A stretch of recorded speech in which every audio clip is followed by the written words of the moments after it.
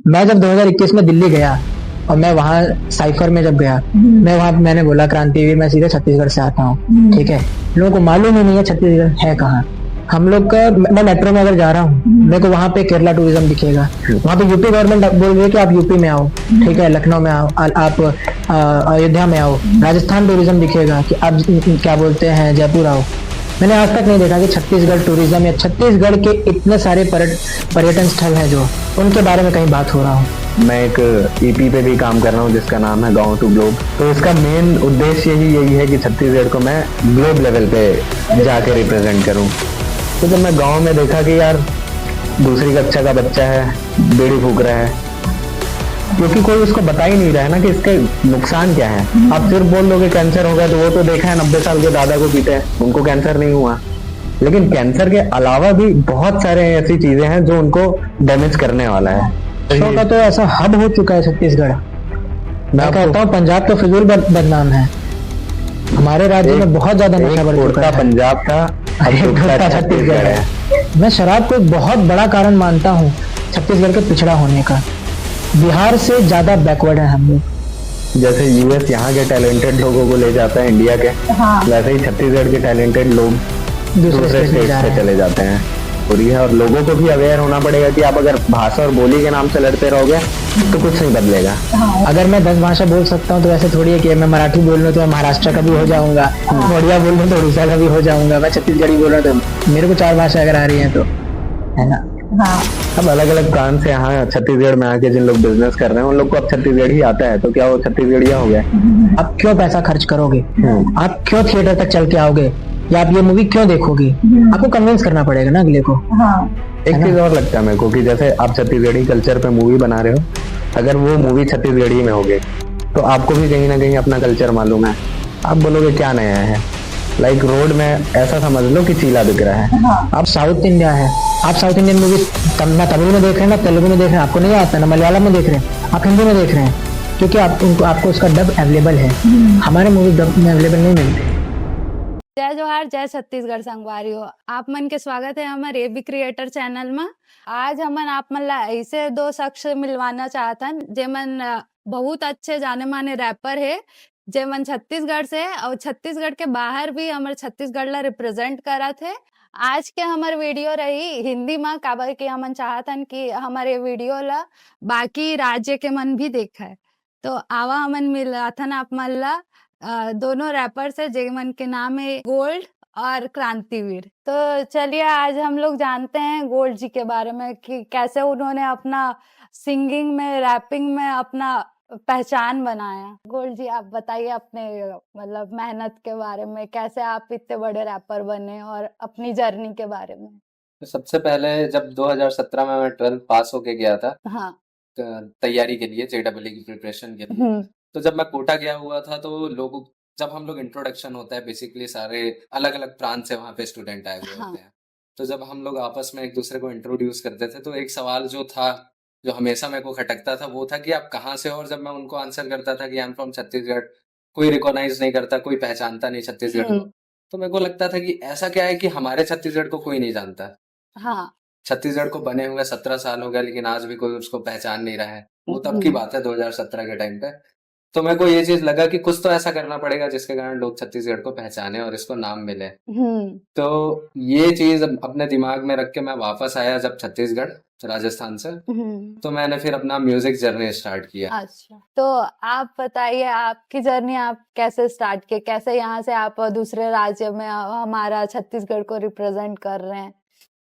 देखिए मेरी शुरुआत तो बहुत पहले से शुरू हो जाती है। मतलब मैं सैनिक स्कूल अंबिकापुर का पढ़ा हुआ हूँ। अच्छा। ठीक है। हाँ। छत्तीसगढ़ के सबसे अच्छे स्कूल्स में से एक है। और मैं जब 10 साल का है तभी से कविताओं में मेरी रुचि आ गई थी। मतलब मेरे पिताजी भी लिखते थे और मैं शुरू में उनकी कविताओं को पिच करता था अपना बना के। फिर धीरे धीरे अपना लिखने लगा। मैं सामाजिक मुद्दों पे ज्यादा लिखता था, है ना, वीर रस पे, और जो समाज की कुरीतियां हैं, जो प्रॉब्लम्स हैं, उन चीजों पे ज्यादा लिखता था, है ना। धार्मिक दंगों से शुरुआत करा लिखना, प्रेम, इंटरकास्ट, इन चीजों पे मैंने लिखा। धीरे धीरे जब मैं 10th तक पहुंचा तो क्योंकि मैं गाना भी गाता था, तो जब रिदम होगा, सुर होगा, गाना होगा और लिख भी रहा हूँ तो किसी तरह अपना रिश्ता बना लेते हैं। इस तरह से करते करते फिर मैं गाने भी लिखने लगा। और फिर जब मैंने 2020 के 19 में जब हसल देखा, हाँ। है ना, मैंने रफ्तार को सुना, हम्म।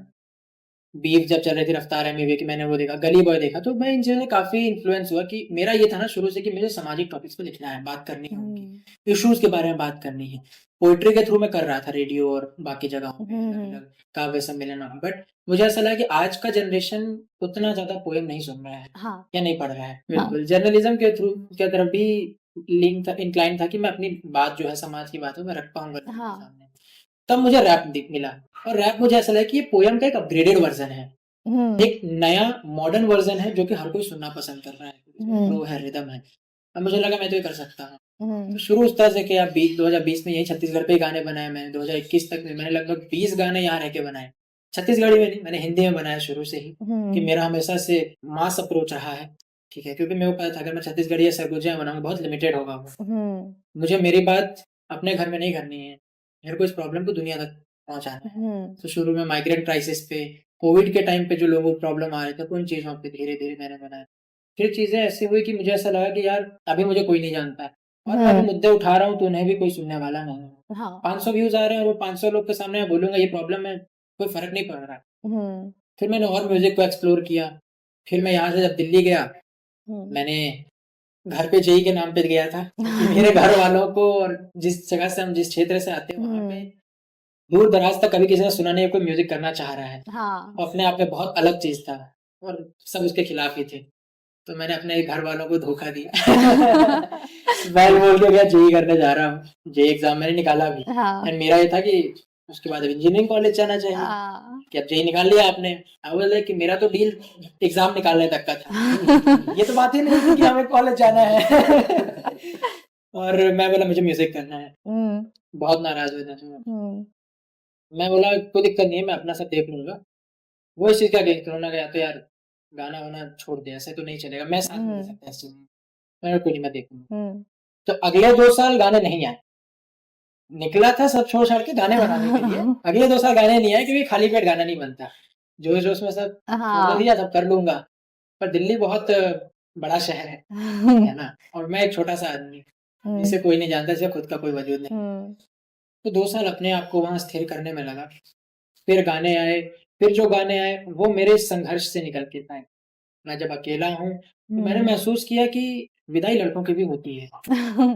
पर लड़कों की विदाई पे कोई बात नहीं करता, ना कोई रोता है, ना लड़कों को रोने की इजाज़त है। ये सच है है। ना? हाँ। तो जब जो लड़का घर से बाहर निकला है, अकेला है, मैं कह रहा चलो लड़की की तो शादी के बाद विदाई हुई, लड़का तो बेचारा शादी से 16 साल पहले का ही हुआ, विदाई उसके बाद हो उसको घर से भगा रहा दिया। हाँ, काम है के ना? नाम पे। तो जो आदमी घर से दूर हाँ। है ना? उस पे मैंने लिखा कागज़। अच्छा। और जब मैं अकेला हूँ मैंने लिखा तन्हाइयाँ, ठीक है? मेरे सफ़र पे लिखा जर्नी। और जो कागज़ गाना था मेरे इस ब्रेक के बाद तीसरा गाना था और वो हर कोई बहुत रिलेट किया। आज वो 1.5 मिलियन पे है, अच्छा, ठीक है? कांग्रेचुलेशंस। तो कागज़ इज़ लाइक, मैं उसको थोड़ा-सा आपको सुनाता हूँ। हाँ। तो आप उसमें खुद ही समझ जाओगे मैं बोल के क्या सुनाऊँ, मैं किसी गाने को ऐसे कह के कैसे सुनाऊँ। मैं दर्द शायरी मुशायरों में गुम गई, ये जिंदगी है ख्वाहिशों के बीच लिपटी एक कड़ी, घड़ी घड़ी मैं सोचता, रोज खुद में खोजता, मैं खुद में खो चुका, मैं खुद से ही मिला नहीं, मुझे न शाम की फिक्र मैं रात से बना हूँ, मुझे तो करना है सफर तो घर में क्यों बना हूँ, अपने घर से ज्यादा सफर में मैं रहा हूँ, अब अपने घर में जैसे मैं मेहमान बन चुका हूँ, मैं सबसे दूर रहता, अकेले दर्द सहता, अकेले कमरे में मैं बंद खुद से बातें कहता, मैं खुद से रोज लड़ता, खुद से ही डरता कि कर चलूं ना कुछ गलत, मैं छोटे घर का लड़का, हाँ मेरी फिक्र करती माँ है बैठी घर पे, जमाना गाली देता चढ़ के मेरे सर पे, जो न जाने मुझको मेरी बातें करते, उम्र से बड़ा हूँ जिंदगी से लड़के। बहुत अच्छा है ये। तो इस तरह से था कि तो जितने भी लोग घर से बाहर रह रहे हैं, दूर हैं, पढ़ रहे हैं, स्टूडेंट हैं, काम कर रहे हैं, हर किसी ने रिलेट किया। बहुत लोगों के मैसेज है, बहुत लोगों ने सुना और तो कई बार लोग पहचानने लगे हैं अब जगह-जगह पे, अंबिकापुर पे था वहाँ लोग पहचान गए थे, है ना? तो अब अच्छा लगता है कि हाँ, अब लोग जान रहे हैं। ठीक है। तो आप गाना गाना या फिर इसमें आपका इंटरेस्ट कैसे आया? देखिए, सबसे पहले तो जैसे कि मैं आपको बताया कि मेरे मन में आ चुका था कोटा में कि कुछ ऐसा करना है जिससे मैं छत्तीसगढ़ को रिप्रेजेंट कर पाऊँ। हाँ। लेकिन तब तक मेरे को ये नहीं मालूम था कि मैं ऐसा क्या करूं जिससे छत्तीसगढ़ रिप्रेजेंट हो। तो मैं काफी सारी एक्टिविटीज को ट्राई कर रहा था, अच्छा। लाइक डांसिंग ट्राई किया, फिर एक्टिंग ट्राई किया। हम्म। उसके बाद मेरे यहाँ मेरे पिताजी हैं, वो वीर रस के कवि हैं। अच्छा। तो वो बचपन से बोला करते थे, इंसिस्ट किया करते थे कि आप लिखो। हम्म। तो लिखने का आदत तो बचपन से था, हम्म। और वो चीज फिर रैपिंग में आ गया, क्योंकि मैं काफी जब नए नए पे हनी सिंह थे, अपने हाँ। रफ्तार थे, इनके गाने जब मैं सुना करता था तो मेरे को लगता था कि ये तो कुछ अलग है, इस पे सुर का जरूरत नहीं है।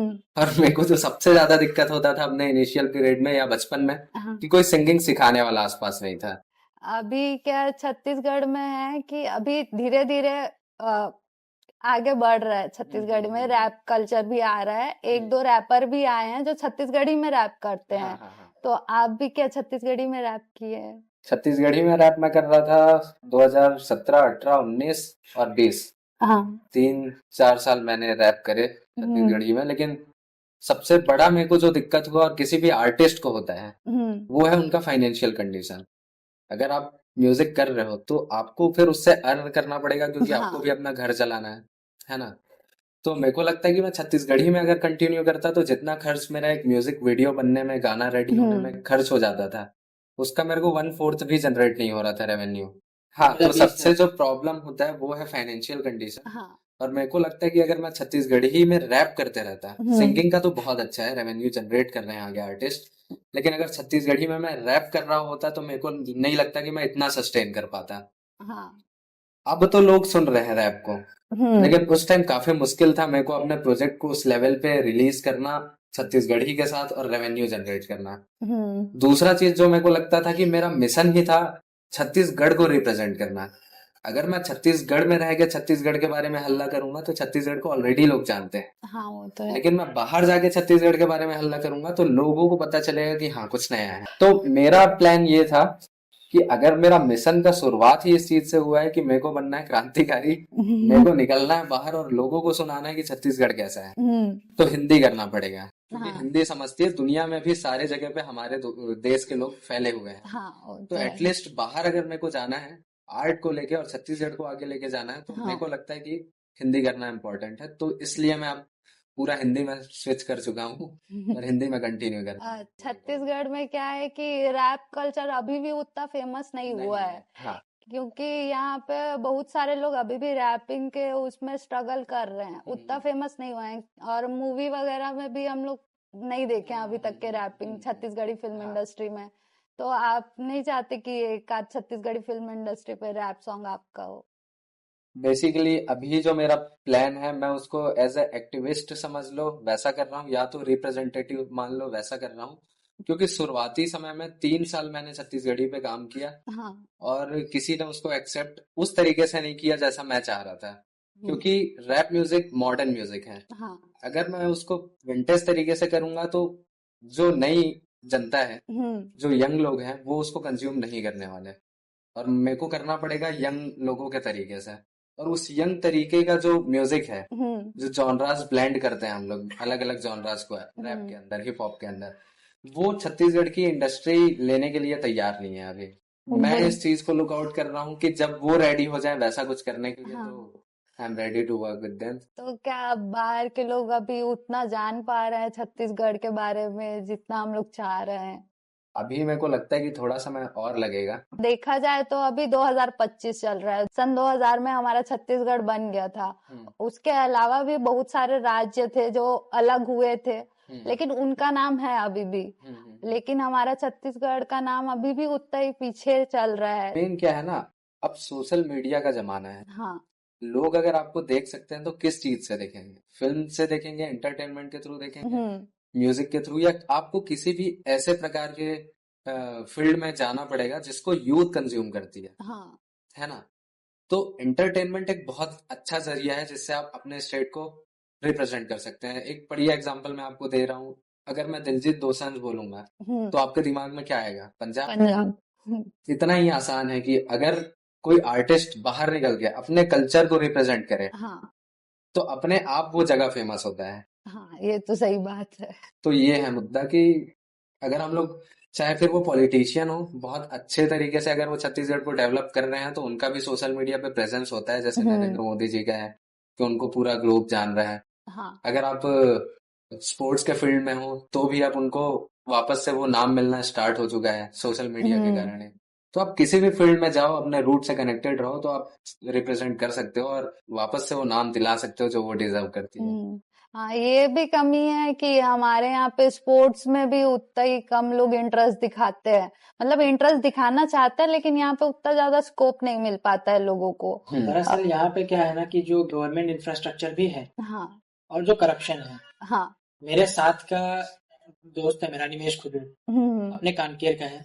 आज के डेट में इंडिया का रिकॉर्ड जो है 200 मीटर का 100 मीटर का फास्टेस्ट स्प्रिंटर है वो। अच्छा ठीक है, इंटरनेशनल लेवल पे मेडल्स जीत के लाया है अभी। वो जब दौड़ रहा है अपने ही रिकॉर्ड्स को तोड़ रहा है, हर अगले रन में नया रिकॉर्ड बन रहा है। तो छत्तीसगढ़ की मिट्टी से निकला है, पर छत्तीसगढ़ के स्पोर्ट्स एसोसिएशन ने कभी उसको सपोर्ट नहीं किया। आज वो रिप्रेजेंट करता उड़ीसा को। अच्छा आज उसके नाम के साथ उड़ीसा जुड़ा हुआ है, रिलायंस फाउंडेशन जुड़ा हुआ है वो छत्तीसगढ़ का। मेरा एक और मतलब बैक सपोर्ट नहीं मिल पाता मेरा एक और छत्तीसगढ़ दोस्त से है, वो, उतना। हाई जंप में उसका सिल्वर मेडलिस्ट है इंडिया पे, हाँ उसके नाम भी रिकॉर्ड है। उसको भी छत्तीसगढ़ से खेलने का मौका नहीं मिला, वो भोपाल से खेलता है, एमपी से है। टैलेंटेड लोग, हाँ पर अगर गवर्नमेंट सपोर्ट नहीं करेगी, स्पोर्ट्स इंडिविजुअल अपने खर्चे पे नहीं जा सकता। हाँ वो तो है। अगर गवर्नमेंट सपोर्ट नहीं करेगी तो जो गवर्नमेंट सपोर्ट करेगी प्लेयर वहां जाएगा। तो यहाँ के सारे टैलेंटेड लोग दूसरे स्टेट में जा रहे हैं। जैसे यूएस यहाँ के टैलेंटेड लोगों को ले जाता है इंडिया के, हाँ वैसे ही छत्तीसगढ़ के टैलेंटेड लोग दूसरे स्टेट्स पे चले जाते हैं। तो टैलेंट की कमी नहीं है, अवसर, मौके और समर्थन की कमी है। हाँ वो तो है। काफी सारे आर्टिस्ट यहाँ से बाहर जाके अपना पूरा नाम और रूट भी चेंज कर चुके हैं। कुछ लोग बॉम्बे में रह रहे हैं और उनसे अगर कोई पूछता है कि आप कहाँ से हो तो वो बोलते हैं कि बॉम्बे से हैं, क्योंकि उनको छत्तीसगढ़ कभी वो रिस्पेक्ट ही नहीं दिया, वो तवज्जो ही नहीं दिया। तो ऐसा भी हो रहा है कि काफी सारे आर्टिस्ट फिर छोड़ देते हैं कि यार मतलब नाम बताना भी नहीं समझ रहे क्योंकि कोई सही। सपोर्ट ही नहीं किया। हाँ ये तो वो है। मेरे को लगता है कि सपोर्ट सिस्टम बिल्ड करना बहुत जरूरी है और लोगों को भी अवेयर होना पड़ेगा कि आप अगर भाषा और बोली के नाम से लड़ते रहोगे तो कुछ नहीं बदलेगा। हाँ वो तो है, क्योंकि इंडिया में रह के सभी भाषा हमारा ही हो जाता है। भाषा हमारा है। क्यों भाषा क्या है, यहाँ पे medium है लोग ना। इंग्लिश बोलने में नहीं शर्मा रहे हैं, लेकिन दूसरा लैंग्वेज, इंडिया का ही दूसरा लैंग्वेज बोलने में शर्मा आ रहे हैं कि ये हमारे स्टेट का लैंग्वेज नहीं है, ऐसा इशू कर रहे हैं। एक्सेप्ट नहीं करने के लिए रेडी है। हाँ भाषा सिंपल एक चीज है, मीडियम है। मेरा बात अगर आप समझ रहे हो तो कम्युनिकेशन हो गया। हाँ भाषा और बोली बना था कम्युनिकेशन के लिए। और इतना से ज्यादा और कुछ नहीं है भाषा। आपका आइडेंटिटी नहीं है भाषा। आप कहाँ से हैं वो आपकी आइडेंटिटी है, लेकिन भाषा आपकी आइडेंटिटी नहीं है। मैं 10 भाषा बोल सकता हूँ तो ऐसे थोड़ी है कि मैं मराठी बोल रहा हूँ तो मैं महाराष्ट्र का भी हो जाऊंगा, उड़िया बोल रहा हूँ तो उड़ीसा का भी हो जाऊंगा, मैं छत्तीसगढ़ी बोल रहा हूँ तो मेरे को 4 भाषा अगर आ रही है तो। हाँ अब अलग अलग प्रांत से यहाँ छत्तीसगढ़ में आके जिन लोग बिजनेस कर रहे हैं उन लोग को अब छत्तीसगढ़ी आता है तो क्या वो छत्तीसगढ़िया हो गए? तो भाषा को मेन मुद्दा नहीं बनाना चाहिए। कल्चर से आप कितने जुड़े हुए हो वो आपके एक्शन में दिखता है, आपके पर्सनालिटी में दिखता है कि आप कितने कनेक्टेड हो अपने कल्चर से। That's it. इतना सिंपल है किसी चीज को रिप्रेजेंट करना, कि अपने माटी से जुड़े रहो, अपनी चीजों को लेके प्राउड फील करो। एक बहुत बढ़िया मूवी आया था साउथ पे, जिसका नाम है कांतारा। हाँ बहुत कम खर्चे में बना हुआ मूवी है, वहां के कल्चर पे बना हुआ मूवी है, वो इंटरनेशनली बूम हुआ, उतना बड़ा नाम बना। बस तो फिर यही है। तो यहाँ पे ऐसा भी होता है कि अपने कल्चर के बारे में रिप्रेजेंट करना चाहते हैं लोग, लेकिन फिल्म इंडस्ट्री में ना ज्यादातर जो लव स्टोरी वगैरह है वही दिखाया जाता है। जैसे कि यहाँ पे ट्रू स्टोरी भी है, अभी झिटकू मिटकी करके एक मूवी भी आया था, तो वो भी शायद उतना ज्यादा नहीं चला है, जो कि हमारे छत्तीसगढ़ के कल्चर के रिलेटेड बना है। और अभी एक दंतेला मूवी आने वाला है, वो भी दंत कथा है जो रियल स्टोरी बेस्ड ही है। तो उसके थ्रू हम लोग कल्चर को रिप्रेजेंट कर सकते हैं, लेकिन यहाँ पे मूवी के लिए वो सब चीज पे ध्यान नहीं दिया जाता उतना। मूवी का ये है ना कि यहाँ पीआर नहीं है मूवी की सही से। हाँ जो प्रमोशन है मूवी, जो ट्रेडिशनल मेथड है छत्तीसगढ़ी मूवीज के लिए, वो आपके या तो पॉपुलर एक्टर एक्ट्रेसेस हैं उनके नाम के साथ एसोसिएटेड है तो चल जा रहा है, या जो भी जितने भी ट्रेडिशनल मेथड है रोमांटिक मूवीज में चले जा रहे हैं, ठीक है, उनका जिस तरह से प्रमोशन है। बट अब जब आप एक रियल स्ट्रगल को सामने रख रहे हैं उसको एक अलग अप्रोच चाहिए, है ना। हर एक फिल्म एक अलग सफर में चल रहा है, और एक ही रास्ते से हर कोई मंजिल तक नहीं पहुंचेगा, वो अप्रोच भी लाना पड़ेगा। प्लस इस तरह की मूवीज का बजट भी काफी कम रह रहा हाँ है ना। हाँ तो जब बजट कम है तो वो अप्रोच कर भी नहीं पा रहे हैं ज्यादा मासेस तक, हाँ बहुत कम थिएटर्स पे रिलीज भी हो रहे हैं, तो जनता तक इसे पहुंच नहीं पा रहे। हाँ सर आपको वजह भी देना पड़ेगा कि आप किसी चीज को क्यों कंज्यूम करें। हाँ जैसे ये मैं भी ही अपने आर्ट के बारे में खुद आके सोशल मीडिया पे बात करता हूँ, क्योंकि मेरे पास 20-30 लाख रुपए नहीं है कि मैं अपने प्रोजेक्ट पे लगाऊं। तो एटलीस्ट मैं ट्राई करता हूँ कि मैं अपनी चीजों के बारे में बात करूं, जनता उसको सुने, फिर वो डिसाइड करे कि इनका आर्ट देखना है कि नहीं देखना। अगर आप किसी मूवी को बना रहे हो तो एटलीस्ट अपने चीजों के लिए लोगों को अवेयर करो कि हम किस चीजों के बारे में मतलब बात कर लोगों रहे हैं, से जाके बताना कारण देना पड़ेगा। पड़ेगा। हाँ कि क्यों आगे देखेंगे, ताकि वो देखें। एक बार वो आपका काम देख लेंगे तो जिनको अच्छा लगेगा वो हमेशा के लिए आपके ऑडियंस बन जाएंगे, आपका ऑडियंस रिटेंशन बढ़ेगा, आपके रिपीट ऑडियंस आएंगे।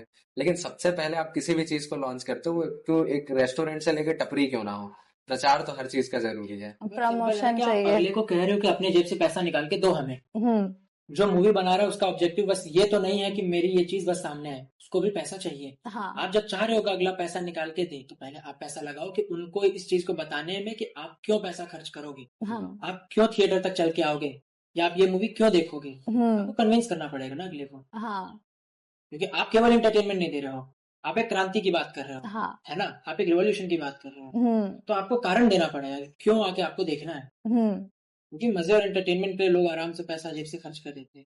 आप जब एक कॉन्सेप्ट, एक रीजन पे, एक मकसद से मूवी बना रहे हो, तो आपको मकसद लोगों तक पहले पहुंचाना पड़ेगा।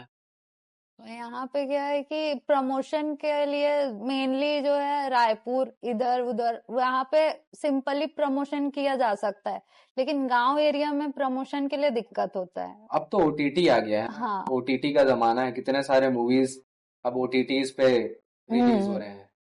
तो मेरे को लगता है कि सोशल मीडिया पे इंसान को ज्यादा फोकस करना चाहिए, ऑफलाइन भी करे, लेकिन सोशल मीडिया बहुत बड़ी चीज हो सोशल चुकी मीडिया है। ऐसा टूल है ना कि आप यहाँ बैठ के आप हर गांव पे अपनी चीज पहुंचा सकते हो, आपको जरूरत नहीं है यहाँ से दमतरी जाने का। हाँ एक चीज और लगता है मेरे को कि जैसे आप छत्तीसगढ़ी कल्चर पे मूवी बना रहे हो, हाँ अगर वो मूवी छत्तीसगढ़ी में होगी तो आपको भी कहीं ना कहीं अपना कल्चर मालूम है, बोलोगे क्या नया है।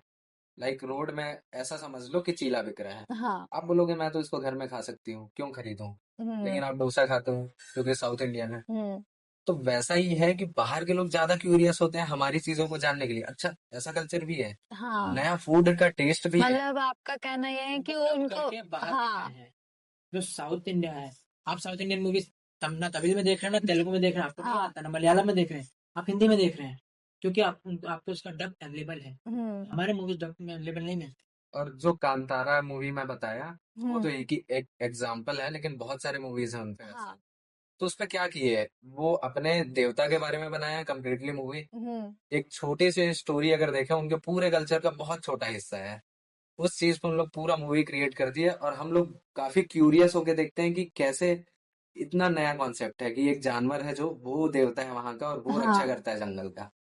और मेरे को लगता है कि छत्तीसगढ़ में तो काउंटलेस स्टोरीज हैं ऐसे। बहुत स्टोरी है, दंतेश्वरी माता के ऊपर भी बनाया जा सकता इन है। स्टोरीज को आपको बाहर बेचना है ना। हाँ आप दंतेश्वरी माता की कहानी को दंतेवाड़ा के आदमी को बोलोगे जाके देखो, वो क्यों देखेगा, तो मैं तो जब जानता हूँ, हाँ से सुन के बड़ा तो हुआ है। वही सुनते हुए बड़ा हुआ है ना? मतलब ये रहता है कि आप छत्तीसगढ़ में छत्तीसगढ़ी में भी बनाओ, बाकी अदर लैंग्वेज में भी डब बनाओ। करो, आप उसको हाँ डब करके दुनिया के सामने रखो। मेरा ये मानना है, छत्तीसगढ़ को आप छत्तीसगढ़ी में रिप्रेजेंट नहीं कर नहीं सकते। कर सकते। मैं अगर बोलूंगा छत्तीसगढ़ बहुत बढ़िया है, छत्तीसगढ़ में ये है वो है, हाँ मैं मैनपाट में खड़ा होकर बोलूंगा कि मैनपाट में ये हिल स्टेशन है, ऐसा मैनपाट के आदमी को पता है, बस्तर के आदमी को पता है। तो मैं छत्तीसगढ़ में रह के अगर छत्तीसगढ़ की तारीफ कर रहा हूँ, छत्तीसगढ़ के इंसान को पता है। छत्तीसगढ़ को अब छत्तीसगढ़ से बाहर निकलने की जरूरत है। हाँ यही कारण था कि हम बाहर निकले, अच्छा है ना। तो हम क्योंकि लोग सीजी हाउस बना चुके हैं।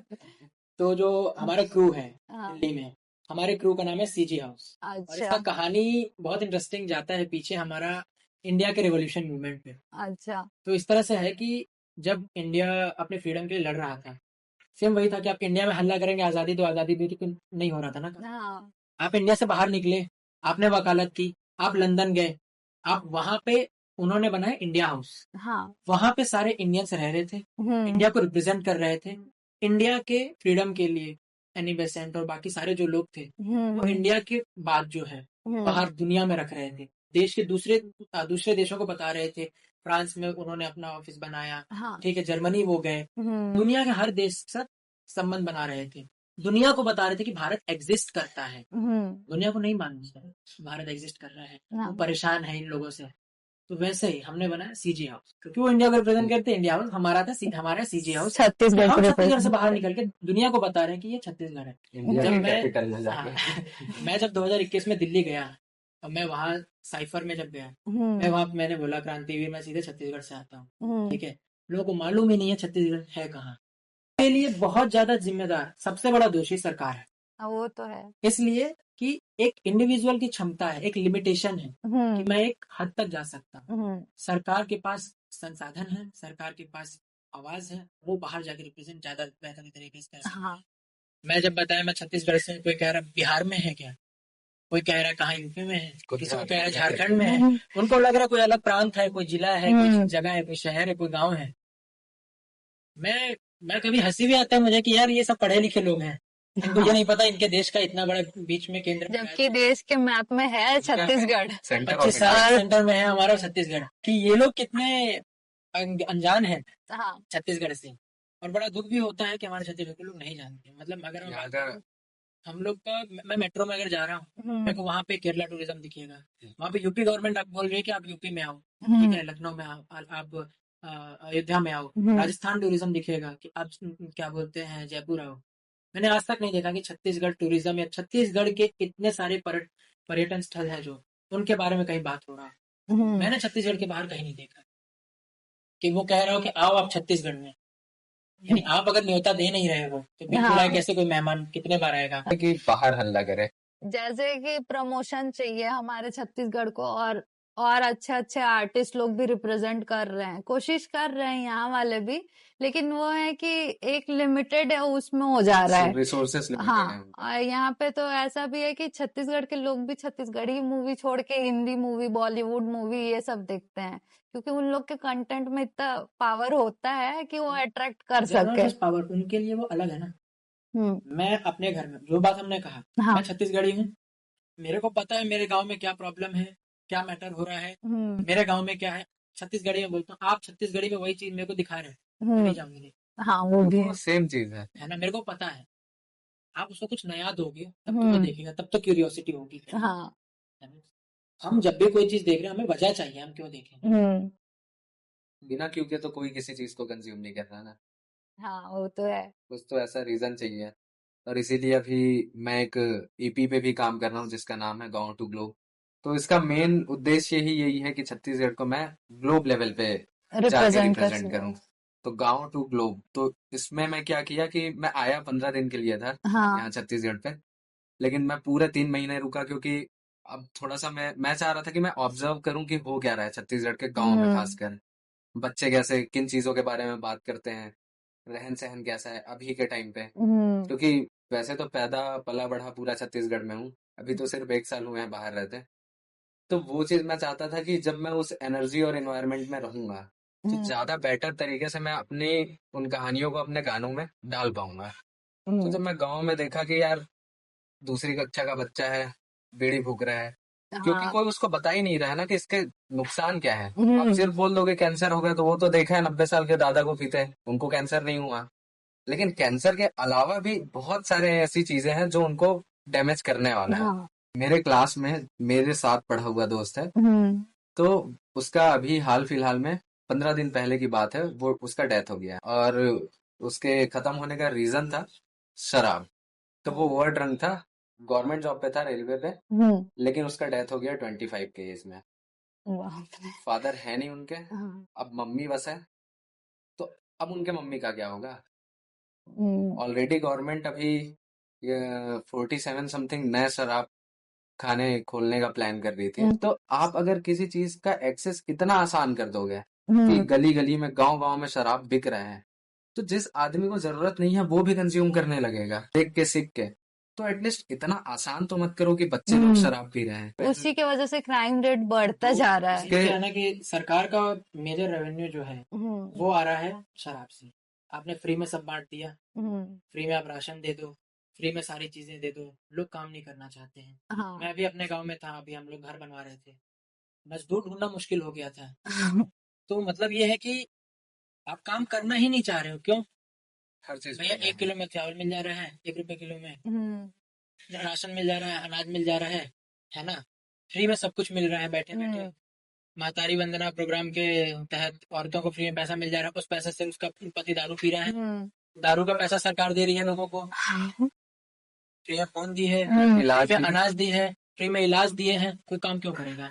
तो जब आपके देश आपके राज्य के लोग काम ही नहीं करेंगे हाँ तो रोजगार जो है पड़ा वो भी काम नहीं आएगा ना। हाँ ठीक है, तो आपका राज्य जब पैसा नहीं बना रहा तो फिर आप इसी पे लग जाओगे कि फ्री में राशन बांटना है और दारू बेचो। शराब ये पी भी के है। आदमी नशे में दूध है, सरकार से सवाल करेगा ही नहीं।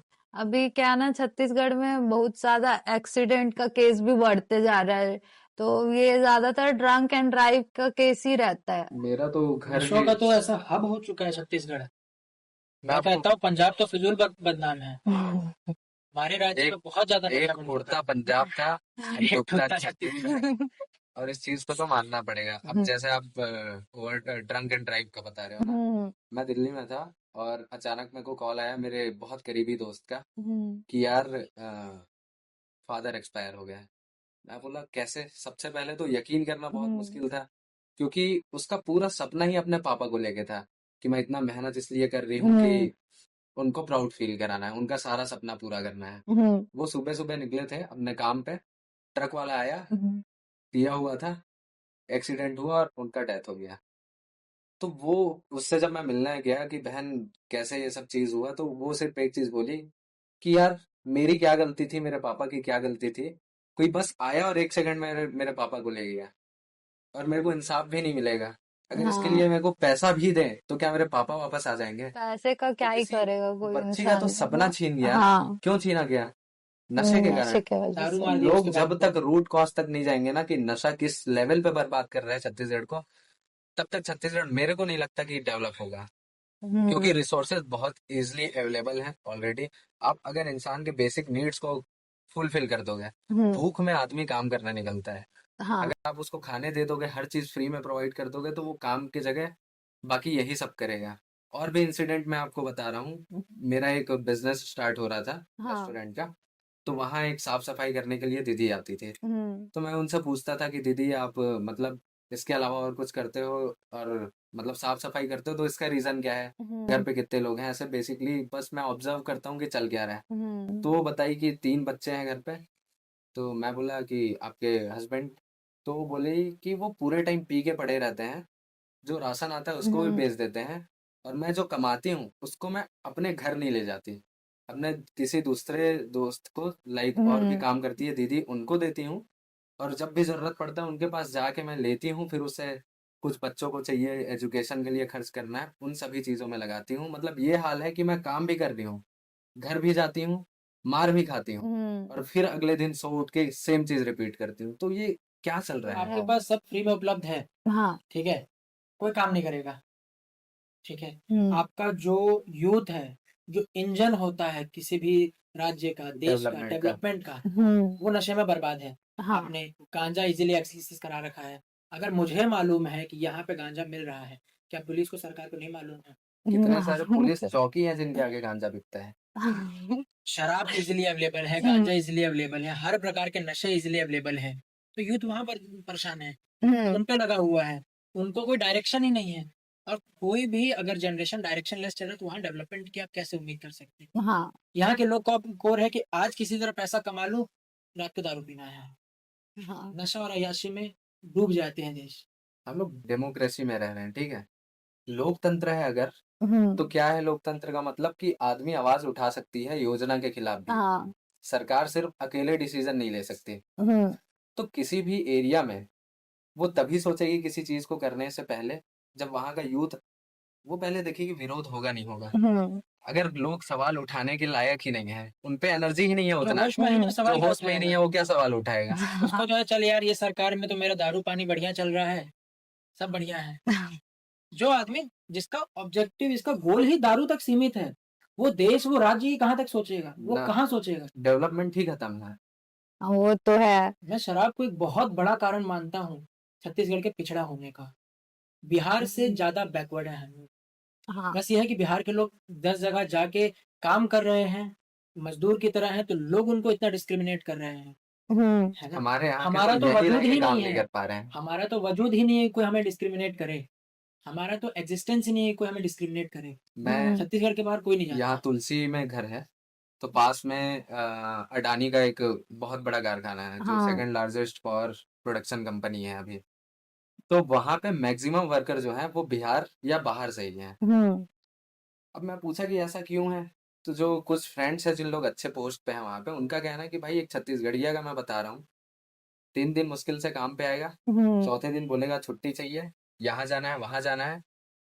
काम अगर वो कर रहे हैं तो अगर मान लो चाहे 12 घंटे का शिफ्ट है उनका, तो उनको 4 घंटे 5 घंटे सोना है, आराम करना है, घर में कुछ ना कुछ प्रोग्राम चल रहा है, मतलब उनके पास इतने काउंटलेस बहाने हैं काम ना करने के। तो अगर कोई कंपनी चल रहा है, कोई बिजनेस चल रहा है, वो क्या प्रेफर करेगा? अगर मैं पैसा दे रहा हूँ तो बदले में मेरे को वर्क एफिशिएंसी हाँ चाहिए, उनका वर्क चलते रहना चाहिए। छत्तीसगढ़ के लोग हो चुके हैं आलसी, क्योंकि मैं कसम से बता रहा हूँ, जहाँ आदमी को आप आसान कर दोगे ना उनका लाइफ, तो वो फिर काम करना प्रोडक्टिव छोड़ नहीं करने देगा। वाले। हाँ और मेरा खुद के बिजनेस में काफी सारा लॉस हुआ सिर्फ इसीलिए क्योंकि वो 2 दिन आता और 3 दिन दारू पी के गायब रहता। और इंसान भी चेंज कर लो तो अगले का काम भी सेम। मीन वही है ना कि मोटिवेशन नहीं है उनके पास कुछ भी काम करने की। आप भूख से मर रहे हैं तो आप मेहनत करेंगे। अब ये है कि अब नाम हो गया है, गाने चल रहे हैं, गानों से पैसा अभी आ रहा है, हाँ ठीक है। इस अंतराल में टोटल 4 बिजनेसेस सेटअप करे हमने, ठीक है। तो मेरा जो सबसे पहला बिजनेस रहा वो म्यूजिक मार्केटिंग से रिलेटेड है ना, कि गाना प्रमोट कैसे हो, लोगों तक पहुंचे कैसे। कलाकार को ये पता है गाना बनाना कैसे है, पर वो गाना लोगों तक कैसे जाएगा। आप बस डाल देंगे यूट्यूब पे या स्पॉटिफाई पे तो नहीं चलेगा। हाँ आपको अगर मालूम हो ना हो, दिन के 1.5 लाख गाने रिलीज होते हैं स्पॉटिफाई पे, हाँ अकेले इंडिया में नहीं पता है 1.5 लाख गाना। मैं कहता हूँ मात्र 10% भी बहुत अच्छे गाने हैं, मैं कहता हूँ 90% गाने खराब हैं, बहुत अच्छे गाने हैं। तो क्या प्रतिदिन 15,000 गाने वायरल हो रहे हैं? संभव नहीं है। तो हमारा मेन ऑब्जेक्टिव ये है कि जो अंडरग्राउंड आर्टिस्ट हैं, जो नए उभरते आर्टिस्ट हैं, कलाकार हैं, वो अपनी चीज को दुनिया के सामने रख सके, प्रेजेंट कर सके, उन्हें मार्केट कर सके, उनके लिए स्ट्रैटेजीज बनाना, उन्हें मार्केट करना। मेरा ना एक क्वेश्चन है जी कि रैपर लोग अंडरग्राउंड आर्टिस्ट क्यों बोलता है? बहुत दबे हुए हैं ना। समाज भी जो सिंगर्स हैं हाँ हायरार्की में अपने आप को बहुत ऊपर मानते हैं। मैं नाम नहीं लेना पसंद करूंगा, बहुत सम्मानित बहुत बड़े सिंगर्स हैं, बट उन्होंने इंटरव्यू में समय दर समय कहा है कि रैप म्यूजिक नहीं है, रैप करना बहुत आसान है। हाँ मैं अपमान मानता हूँ उसको। आप कितने भी बड़े आर्टिस्ट हैं, आपका सोच बहुत छोटा है, आप अगर ऐसा कह रहे हैं। आर्ट को तोल नहीं सकते। आर्ट को आप तोल नहीं सकते। हाँ तो इंडिया में म्यूजिक में अगर बोलो, हिप हॉप ग्रो कर रहा है, रैप ग्रो कर रहा है, बहुत नया है, 10 12 15 साल ही हुआ है मुश्किल से। हाँ और सही महीने में बीते 5 सालों में ही हिप हॉप ने अपनी जगह बनाई है। अब 1 2 साल ही हुए कि मूवीज में रैप आ रहा है। पहले बहुत छोटा टुकड़ा मिलता था 15 20 सेकंड का, अब वो अपनी जगह बना रहा है। हाँ। बहुत दबे हुए हैं। अंडरग्राउंड या अंडरडॉग उनको बोलते हैं, जो कि बहुत टैलेंटेड हैं, बट वो उनको वो दबे नाम हुए नहीं हैं। मिला है। अभी अच्छा हमें प्रसिद्धि पहचान नहीं नहीं मिली है, मिली पहचान है। नहीं मिली है, इसलिए वो अंडरग्राउंड है ना, छुपे हुए हैं, दबे हुए हैं, पर ठीक। आर्ट है उनपे। और उनमें आर्ट है। तो ये चीजें थी। फिर इसी चीज में मैं एक और, जब खुद भी कलाकार हूँ, इतने हाँ। कलाकारों से मिल रहा हूँ, तो मुझे एक प्रॉब्लम समझ में आया यार कि आर्टिस्ट के पास पैसा नहीं आ रहा। जिन आर्टिस्ट के व्यूज आ रहे हैं, स्ट्रीम्स आ रहे हैं, वो भी कह रहे पैसा नहीं आ रहा है। जब इस चीज की जड़ तक गया, और मैं खुद, जब मैंने 8 से 10 डिस्ट्रीब्यूटर ट्राई करे, यूज करे, सब विदेशी कंपनियां, ठीक है। सन 2021-22 की बात करूँ, तब भारत में भी कंपनी नहीं थी अपनी म्यूजिक डिस्ट्रीब्यूशन। तो आर्टिस्ट के पास टैलेंट है, लोग सुन भी रहे हैं जिन्हें, उनके पास भी पैसा नहीं आ रहा है। कारण ये है कि बहुत सारी थर्ड पार्टीज हैं, बहुत सारी बाहर की कंपनीज हैं जो आर्टिस्ट के हक का पैसा खा रही है। हमारे छत्तीसगढ़ में भी मैक्सिमम आर्टिस्ट को उनके हक का पैसा नहीं मिल रहा। कई कलाकारों से जिससे मैं मिला हूं, उन्हें मालूम ही नहीं है पैसा कितना बनता है। रिसेंटली मैं एक आर्टिस्ट से मिला, उसके लगभग 40 से 50 मिलियन व्यूज हैं इंस्टाग्राम पे, उसके गाने ट्रेंडिंग पे हैं, 1 लाख से ज्यादा रील बने हैं। इतना इसका उसका कंटेंट वायरल हुआ है कि एटलीस्ट 10 से 12 लाख रुपए कमाता। बंदे को पता ही नहीं है कि उसके 10 12 लाख बनने चाहिए। तो उसे 2 लाख मिला है, वो खुश है, 2 लाख मिला है। जब मैं उसे बता रहा हूँ कि यार इतने वर्थ है तेरी चीज की, तो तब उस चीज को उसका एहसास हो रहा है कि मुझे तो कुछ मिला ही नहीं है। और ऐसा हर कलाकार के साथ है। यहाँ ना कलाकार को गाने का पैसा मिल रहा है, ना उसके लिरिक्स लिखने का 2000 3000 किसी कला का मूल नहीं है। हाँ वो गरीब है, या उसे जानकारी नहीं है, आप उसे एक्सप्लॉइट कर रहे हैं, है ना। आप शोषण कर रहे हैं, आप उद्धार नहीं कर रहे हैं यहाँ पे किसी कलाकार को 2000 रुपए देके, आप अपमान कर रहे हैं कलाकार। आप उसकी कला से लाखों करोड़ों रुपए कमा रहे हैं। मैं इस चीज के बहुत खिलाफ हूँ। आप करोड़ रुपए कमा रहे हो, एटलीस्ट लाख रुपए तो दे दो उसको। आपने उस गाने 10 लाख कमाया, रे इज्जत से 50,000 दे दो उसको, खुश है। 2000 रुपए दे रहे हैं, 1000 रुपए दे रहे हैं।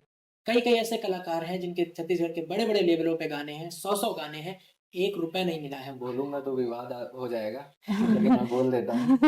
इवन यहाँ के बहुत सारे लेबल्स हैं जो पहले अपफ्रंट अमाउंट लेते हैं कि आप 20,000 रुपए दो तो हम आपका गाना डालेंगे। तो अगर यहाँ पे कला और कलाकार नहीं बढ़ पा रहे हैं तो यहाँ के लेबल, उद्योगपति जो इस इंडस्ट्री में है, वो दोषी हैं। छत्तीसगढ़ का मुझे नहीं लगता कोई भी एक ऐसा लेबल है जो यहाँ के ग्रोथ के लिए, यहाँ के आर्टिस्ट के ग्रोथ के लिए काम कर रहा है। मैं तो नहीं जानता, हो सकता है कोई होगा, मैं नहीं जानता, क्योंकि मैं जितनों को जानता हूँ, जितनों को देख रहा हूँ, वो शोषण कर रहे हैं। Third party distributor, third party labels, सारे यहाँ शोषण कर रहे हैं। और इसीलिए बार बार मैं सामने आके इस चीज को कह रहा हूँ कि अगर कोई एक भी कलाकार इस चीज को देख के जागरूक हो रहा है, वो किसी थर्ड पार्टी डिस्ट्रीब्यूटर को छोड़ के, थर्ड पार्टी लेबल को छोड़ के अपना गाना खुद डाले, खुद रिलीज करे, भले उससे 100 रुपए कमाए, पर वो उसका खुद का होगा। रादर कि वो अगले को दे, उसमें 1 मिलियन व्यूज आए, उसको कोई नहीं जान रहा है, गाने को लोग जान रहे हैं, पैसा लेबल रख रही है, पैसा डिस्ट्रीब्यूटर रख रहा है, आर्टिस्ट कुछ नहीं कमा रहा है। तो छत्तीसगढ़ के कलाकारों में बहुत टैलेंट है, बहुत वायरल हो रहे हैं उनके गाने। 40 मिलियन छोटा नंबर नहीं होता, 4 करोड़ मायने रखता है। 4 करोड़ लोग आपका गाना सुने और आपके जेब में महज 2 लाख रुपए है, बहुत दुखद है। तो इन्हीं सब चीजों को देखते हुए मैंने शुरू करा ट्यून फ्राई का 2022 में। और अब जाके 2024 में उसकी वेबसाइट लॉन्च करी, मार्केट को रिसर्च करके, स्टडी करके, कि जो कलाकारों का शोषण हो रहा है, मात्र छत्तीसगढ़ में नहीं, बाहर भी, बाहर के लोग चलो अपने अधिकारों को लेके जागरूक हैं, बिल्कुल नहीं है, सोए हुए हैं, और उनकी भी गलती नहीं है। ना कोई बड़ा कलाकार बात करता है क्योंकि उनका धंधा खराब होगा, है ना।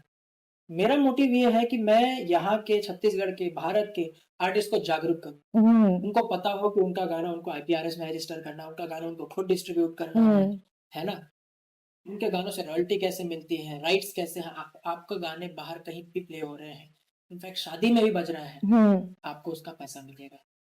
हर एक चीज के लिए पूरे सिस्टम है। आप पब में जाते हो, बार्स में जाते हो, क्लब्स में जाते हो, डांस करते हो, तो वहाँ जो गाने बजते हैं उसके लिए उनको कॉपीराइट और रॉयल्टीज खरीदना पड़ता है। तो वो पैसा फिर कलेक्ट करती है कंपनीज, गवर्नमेंट की सोसाइटीज, और वो आर्टिस्ट को देती है। पर आपको ही नहीं पता कि आप गवर्नमेंट तक कैसे रीच आउट करोगे, अपने आप को रजिस्टर कैसे करोगे। मेरे को भी ये बात आज ही पता चल रहा है, और इसके लिए हम लोग ऑलरेडी काम कर रहे हैं। एक नई कंपनी हम स्टार्ट कर चुके हैं और इसका भी वेबसाइट लॉन्च हो जाएगा। जो कोर्स हम लोग लॉन्च कर रहे हैं डोज टिप्स के नाम से। तो हमारा ऑब्जेक्टिव ये है कि लोगों को सबसे पहले जानकार करना जरूरी है। देखिए, मुझे मालूम है कि मैं एक ऐसा व्यापारी हूँ, ठीक है, जो कि अगर लोगों का भला कर रहा है तो भी पैसा कमा रहा है। मेरा ये नहीं कि, हमारा ऐसा नहीं है कि हमें लूट के खाना है। पर जो लोग लूट रहे हैं कलाकारों को, खुद कलाकार होते हुए हमें इस बात से बड़ा आपत्ति है कि आप किसी कलाकार का शोषण कर रहे हैं। तो शायद मैं और गोल भाई बहुत हानिकारक हैं बहुत सारे लोगों के, ठीक है, लेकिन हमारा बहुत सिंपल सा उद्देश्य है कि जो कलाकार हैं उनको उनके अधिकार मालूम हो, वो जानकार बने, है ना, अपने हक का पैसा एटलीस्ट उन तक मिले। जो कलाकार का गाना करोड़ रुपए कमा रहा है, उस कलाकार से अगर मैं पूछता हूँ वो कितना रुपए पाया उस गाने से, तो 3,000, आंखों से आंसू निकलने जैसा मंजर हो जाता है कि वो गाना लाखों रुपए कमा के बैठा और बेचारा जो कलाकार जिसके नाम पे वो गाना बिक रहा है, जिसकी आवाज है वो, ना उसको जिंदगी में कभी उस गाने का पैसा मिलेगा और ना कुछ मिला है। 3,000 रुपए मेरे को अगर वो गाना लिखने के लिए बोले, मेरे को 3,000 रुपए में गाना दे, वो पैसा फेंक दूं। मैं इज्जत नहीं करता कि मेरी कला को 3,000 रुपए में तू ले। दिल्ली में जाओगे, बॉम्बे में जाओगे, किसी मेट्रो सिटी या अच्छे शहर में जाओगे, बहुत आसान है चीज़ों को एक्सेस करना। स्टूडियो हर गली में है, हर जगह में है, इन्फॉर्मेशन बहुत इजीली अवेलेबल है, इंटरनेट बहुत आसान है। उन आर्टिस्ट लोग का क्या, जिन लोग को नेट चलाने के लिए टावर के पास जाना पड़ता है 4 किलोमीटर। मैं खुद जब स्टार्ट किया तो मैं रेलवे स्टेशन जाता था नेट चलाने के लिए और मैं 5 दोस्त साथ में लेके जाता था, ताकि जितने ज्यादा फोन उतने ज्यादा जीमेल, और जितने ज्यादा जीमेल उतना ज्यादा इंटरनेट। और ट्यूटोरियल्स डाउनलोड करता था, सॉफ्टवेयर डाउनलोड करता, फिर घर आता, फिर उसको ट्राई करता कि कुछ चल रहा है, नहीं चल रहा है, नहीं चला रिपीट, फिर से अपन स्टेशन गए, फिर से नेट चलाए। ऐसे आर्टिस्ट का क्या, हमारा संघर्ष बहुत अलग है शहर के आर्टिस्ट लोग से। मैं अगर अपने गांव की बात करूं, अभी भी मैं भी अपने गांव से आ रहा हूं, है ना, 2 महीने रह के। 4-4 दिन तक लगातार लाइट नहीं है। थोड़ा सा ऐसा है ना कि जो टावर होता है हाँ इंटरनेट का, उसको बिजली जाने के बाद बैकअप के लिए डीजल मिलता है, तो वो उस डीजल को बेच देते हैं। ठीक है? बिजली गई, इंटरनेट गया। मेरे गांव में आज भी 5G नहीं आता है ना। मैं जाता हूँ, बड़ा संघर्ष है मेरे यहाँ 5G का। मेरे को जब 2020 में वीडियो अपलोड करना होता तो 4G भी बहुत मुश्किल था, 3G में गाना मतलब चलता था इंटरनेट, है ना। तो हमारा ये था कि वहाँ जो बिजली का टावर है, बिजली के टावर के नीचे बैठ जाता था मैं, ठीक है, लैपटॉप लेके, संजोग से लैपटॉप था मेरे को, लैपटॉप लेके टावर के नीचे बैठ के, नेट तेज चल रहा है, वीडियो अपलोड हो जाएगा। घर पे वीडियो अपलोड करना है तो 5, 7, 10 घंटा को एक वीडियो बस अपलोड होने में लग रहा है। हाँ तो हमारा यहाँ से निकलने का कारण भी है, एक तो रिसोर्सेज है, दूसरा है कि गोल्ड भाई ने कहा कि हमारा संघर्ष जो गांव में है, ठीक है, शहर के आर्टिस्ट से बहुत अलग है, और इसलिए मैं अपनी तुलना उनसे करता भी नहीं हूँ, ठीक है, कि वो यहाँ है या वहाँ पहुँचे। हम जिस सफर से चल के आ रहे हैं, जो बेसिक रिसोर्सेज हैं, बिजली और इंटरनेट, वो नहीं है, ठीक है। आप दिल्ली के सिटी में बैठ के किसी म्यूजिक वीडियो को अपलोड करोगे, कितना टाइम लगता होगा? 2 ज्यादा मिनट। टाइम नहीं लगता। मैं रात को 10 बजे जाता था छत, हाँ और सुबह के 5 से 6 बजे तक एक मतलब म्यूजिक वीडियो अपलोड अपलोड करता करके छोड़ देते थे। था। नहीं, बैठता था पूरी रात, हाँ क्योंकि अगर वो बफर में चले गया या अटक गया, हाँ, तो फिर से फिर से स्टार्ट करने start के लिए कर। टैप करना पड़ता है। हाँ तो रात को मैं 10 बजे बैठता था और सुबह के 5-6 बजे तक मैं अपलोड करता था। इवन मेरा मतलब हेल्थ इशू इतना बढ़ गया था कि पेट में छाले होने स्टार्ट हो गए थे, क्योंकि पूरी रात, अब रात में सब सोते हैं तो नेट उतना टाइम थोड़ा ठीक चलता है।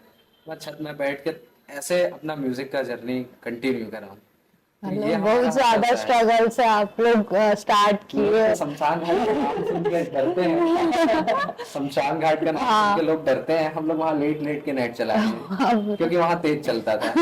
और 2019 में जब पहला गाना बनाना था, हाँ है ना, मैंने पहले भी ये कहानी कवर करा है कि ऐसा था ना कि डैडी तो फिर भी मना, मैं 12th में था उस वक्त 2019 में, हाँ और मैं अंबिकापुर में ही था।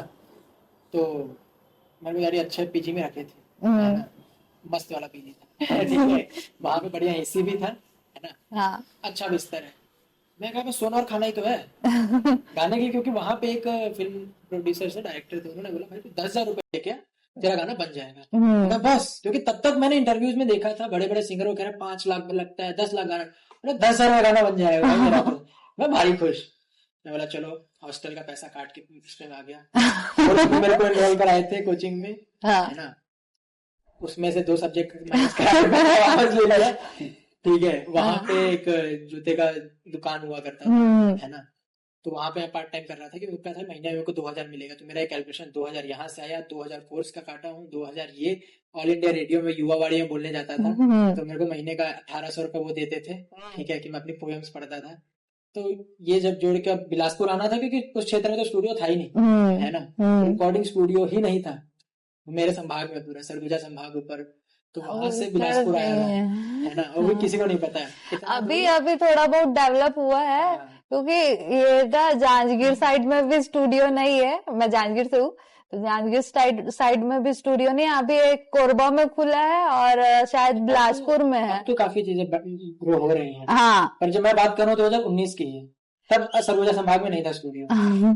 तो और था भी तो लोगों का होम स्टूडियो था, हमें जानकारी नहीं था, तो हम बिलासपुर आए थे। और बिलासपुर में मेरे घर वालों को नहीं पता है, मैं घर से इतना दूर ऐसे अकेले निकला हूँ, उनको कोई जानकारी नहीं है, ठीक है। पिछले पॉडकास्ट में मेरे घर वालों को पता चला कि अच्छा ये ऐसा ये सब कांड करके और मैं उस वक्त बहुत परेशान भी था कि कोई समर्थन नहीं है, घर वाले भी नहीं मान रहे हैं। मैं अपनी दीदी को फोन करके रो रहा था, है ना, कि मैं अपनी दीदी को बस बताया था कि मैं जा रहा हूँ बिलासपुर, बड़े पापा की मेरी बेटी है उनको। मैं बिलासपुर आया, पहली बार स्टूडियो देखा, सुपर एक्साइटेड कि अरे ऐसा होता है स्टूडियो। पहले बस फोटोज में वीडियोस में देखा हुआ है ना, पूरा ऑफबीट गाया हूँ, मुझे कोई जानकारी नहीं है, क्योंकि हमें कोई गाइडेंस भी नहीं है, हाँ, क्या है कैसे है क्या। मतलब ऐसा है कि सिखाया भी नहीं जा सकता, स्कूल में भी देखा जाता है तो एज ए ट्रेनिंग वगैरह टाइप का नहीं दिया जाता। भी ऐसा था ना कि कोई कर ही नहीं रहा है तो गाइड कौन करेगा संभाग में। मेरे कांटेक्ट में कोई नहीं कि कोई रैपर हो या मुझे बताया ऐसे है, या वो जो रिकॉर्डिस्ट है वो भी हाँ सही गा रहे हो। आज मैं जब वीडियो देखता बोला अरे बाप रे मैं तो पहला गाना जो रिकॉर्ड करने गया था तो पिंक छत्तीसगढ़िया वाले भैया थे जो मेरे को बोले कि यार तू लिखता है तो एक गाना करते पुलवामा अटैक पे। हाँ तो पुलवामा अटैक पे जब मेरा पहला गाना आया था तो मैं फनी चीज बता रहा हूँ, हम लोग गए हुए थे रिकॉर्डिंग के लिए डोंगरगढ़। हाँ डोंगरगढ़ के आगे एक और गांव है जहाँ एच.डी. वर्मा नाम का आर्टिस्ट था जो गाने बनाता था, और मैं उस टाइम कंप्यूटर साइंस परस्यू कर रहा था, तो मैं फर्स्ट ईयर इंजीनियरिंग स्टूडेंट था। लैपटॉप पे मैं भी बैठता हूँ, लेकिन जब मैं वहां गया मैं देखा भाई ये कच्ची मकान, बाहर से देखा मेरे को समझ ही नहीं आ रहा यहाँ गाना बनने वाला है। जब अंदर गया तो वो बड़ा पुराना सा सिस्टम है, हाँ चाय छन्नी लगा हुआ है माइक पे, हाँ। और माइक कौन सा पता है, जो सेवा गीत ये डायनेमिक माइक जिसमें सेवा गीत चलता है, तो वैसा डायनेमिक माइक, चाय का छन्नी, और उस पर मेरा पहला गाना था। मैं बोला अगर छत्तीसगढ़ में इतने बैकवर्ड इलाके में आदमी ये कर सकता है तो कोई भी कुछ भी कर सकता है। मतलब कला को नहीं रोका जा सकता है। ये वो ऐसी बहती धारा है ना हाँ कि अगर वो बहते रहेगी लगातार, वो हर जमीन को काट के अपने मंजिल तक पहुंच इस चीज के बारे में कभी बात नहीं कर पाया या मौका नहीं मिला, लेकिन वो एक शख्सियत मैं बोलूंगा जो वो सब कर रहा था गांव में बैठ के, और वो मेरे को इंस्पायर किया कि यार मैं इंजीनियरिंग नहीं करता।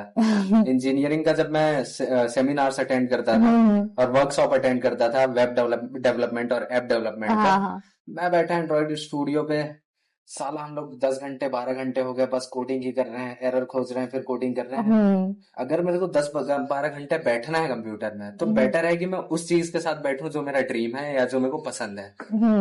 तो आप ड्रॉप आउट वो लहू मुंह लग गया। म्यूजिक देख लिया था कि कंप्यूटर में बन सकता है। पूरा फर्स्ट ईयर में क्लास जाता था, जब घर पे था तो रेलवे स्टेशन, जब इंजीनियरिंग पे था वहां का वाईफाई यूज करो। तो मैं फर्स्ट हाफ कॉलेज का क्लास अटेंड करता, ट्यूटोरियल्स डाउनलोड करने के लिए। डाउनलोड, हाँ मेरे ट्यूटोरियल्स डाउनलोड हो गए, चलो सेकंड हाफ पंप मारो, वापस गए। म्यूजिक का पैशन आप लोग में बचपन से है। तो सीखने के लिए यही था मेरा पूरा first year, first semester second semester ऐसा ही रहा। मैं एसी था, ऑल क्लियर था मेरा, लेकिन जहां म्यूजिक बहुत सर पे चढ़ा मैं बोला अब अगर मैं एसी ही करूंगा तो मेरे घर वाले बोलेंगे बेटा तू इंजीनियरिंग की कर। मैं एग्जाम दिलाने नहीं गया सेमेस्टर। वो तरह का चीज होता है ना कि अगर आपके पास संसाधन नहीं है, आप सारा खुद सीख लीजिए, या तो आप दुनिया से मार काट के संसाधन दे दिए। गोल भाई का ये था कि जहां जहां जो चीज मिला संसाधन पकड़े, है ना, और पैसा नहीं है तो खुद सीख लिए। मेरा ये था कि मैं जिस चीज में बेहतर हूँ मैं उस चीज पे काम करूंगा। मैं हूँ व्यापारी का बेटा, इसका अच्छा है। मेरे डैडी का रिटेल स्टोर है क्लोथिंग का, बचपन से देखा है मैंने उनको। और मेरे भी वही था कि मैं बहुत शुरू से मेरे माइंड में कि मैं नौकरी नहीं कर सकता, मैं उस तरह का आदमी नहीं हूँ। मैं कोई बांध के रख ले, कोई किसी को गुलामी करने वाला आदमी नहीं हूँ, मेरे से नहीं सकाएगा, ठीक है। और बहुत, मैं बुरा मत मानिए बट मैं बहुत छोटा समझता हूँ नौकरी को। छोटा इन द सेंस कि मैं बहुत बंधा हुआ हूँ, पर जब मैं बिजनेस कर रहा हूँ मेरे पास अपने इनोवेशंस को एग्जीक्यूट करने की आजादी है ना, सोचने की आजादी है ना, मैं आजाद हूँ। नौकरी में मैं बंधन में हूँ। और एक जो कलाकार होता है वो पंछी होता है, और पंछी को आप पिंजरे में नहीं रख सकते। पंछी एक बार पंख फैला ले फिर पिंजरे में आएगा भी नहीं। अब मैं तो ऐसा पंछी हूँ कि मेरे सामने ऑप्शंस है जॉब्स की। जब मैं मार्केटिंग कर रहा हूँ, अभी इतने सारे बिजनेसेस पे कंसल्ट कर रहा हूँ। एक बिजनेस में बात कर रहा तो रह गया था, एक और मेरा बिजनेस ब्लिज़र्ड। तो ब्लिज़र्ड में हम business development, social media marketing, ठीक है, लीड जनरेशन, मतलब जितने बिजनेसेस हैं उनके डेवलपमेंट पे काम कर रहे हैं। अभी 12 कंपनीज हैं जिनके हम ग्रोथ पे, डेवलपमेंट पे, उनकी मार्केटिंग पे काम कर रहे हैं। उनके जो फाउंडर दे आर लाइक यार तो छोड़िए तू मेरी कंपनी ज्वाइन कर। लास्ट मेरे को ऑफर आया था 1.6 लाख पर मंथ का। मैं वो ठुकरा के बैठा कि नहीं, मैं अगर जॉब में गया मैं बंद जाऊंगा, ना मेरे को गाने के लिए समय मिलेगा ना मेरे स्टार्टअप्स के लिए समय। ठीक है, कोई दिक्कत है ना। तो उस तरह से ही शुरू से मेरा था, मैं भटक गया बुद्धि से। तो वही है कि मैं रिसोर्सेस यूज करना जानता हूं, ये बेचना जानता है। मेरा ये था कि मेरा जो पहले मैं घर पे जब गाना बना रहा था ना, 2019 में गाना बना, कोविड लग गया, घर पे है, फोन मेरे लिए नया नया चीज था क्योंकि सैनिक स्कूल में फोन अलाउड नहीं था। आप लोग ने शायद पहले फोन चला लिया होगा, मेरे हाथ में आया 2020 में चलाने को। अच्छा ऐसा फोन हो, ये भी कर सकता हूँ, अरे फोन में ये सर्च करने में ये होगा, मेरे लिए बहुत मिरेकल था। मतलब उसके पहले फोन चलाया था, इलीगल रखा, बहुत लिमिटेड था, बहुत छोटा सा फोन आप रख रहे हैं या कीपैड, बहुत लिमिटेड इंटरेक्शन था फोन के साथ। जब बाहर आईफोन देख रहा हूँ, मेरे लिए मिरेकल, तो बाप रे ये सब हो सकता है फोन से।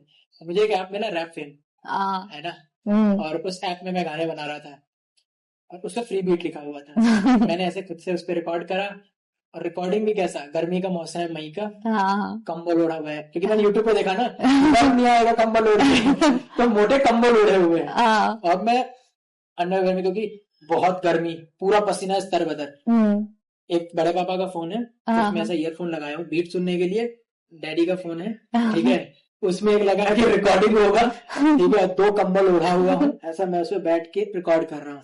सुबह के 10 से लेके शाम के 4 बजे तक पूरा रिकॉर्ड किया, उसी पे छेड़छाड़ करके, आता नहीं था, मिक्स करा अपने हिसाब से, मैंने उसको एक्सपोर्ट करने की कोशिश करा, तब आया वो मांग रहा है 1500 का मेंबरशिप, मेरे पास तो भाई नहीं, मेरे पे अब मैं डैडी को बोला, पहले मम्मी को पूछा मैं ना कि मम्मी पैसा चाहिए, तो मम्मी बोला मेरे पास नहीं, डैडी से मांग ले, तो डैडी को बोला, डैडी बोला अरे पढ़ाई लिखाई पे ध्यान दो, ये सब फालतू चीज में पैसा नहीं दूंगा मैं। और मेरे लिए था ना, मैं पूरा दिन मई के महीने में गर्मी में पसीना में तब कितना मेहनत करके मैंने बनाया था, मेरा वो गाना नहीं बन पाया। रात मैं वहां गया खेत पे, और मैं लगभग रात 10-11 बजे रोते रहा, है ना, क्योंकि मेरे लिए था पूरे दिन का मेहनत मेरा वेस्ट हो गया, मेरा वो गाना नहीं बन पाया। मैं बहुत लोगों को फोन करा, मेरे जितना कॉन्टेक्ट था, कि मुझे कोई काम दे दो, तो दारी भी थी ना, दारी नहीं मांगूंगा कि 1500 का मेरे को काम दे दो, मैं कुछ भी काम चलेगा भाई, मजदूरी करा लो, मेरे को 1500 चाहिए, ये गाना मेरे को सेव करना है, इसका मेंबरशिप लेके।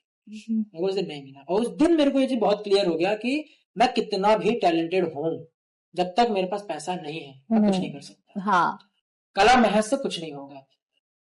एंड उस दिन से ड्रॉप सर्विसिंग, बिजनेस, 4 प्रकार की चीजें, 10 प्रकार की चीजें, हाथ पैर मार मार के अपना खुद का पैसा कमाना शुरू करा।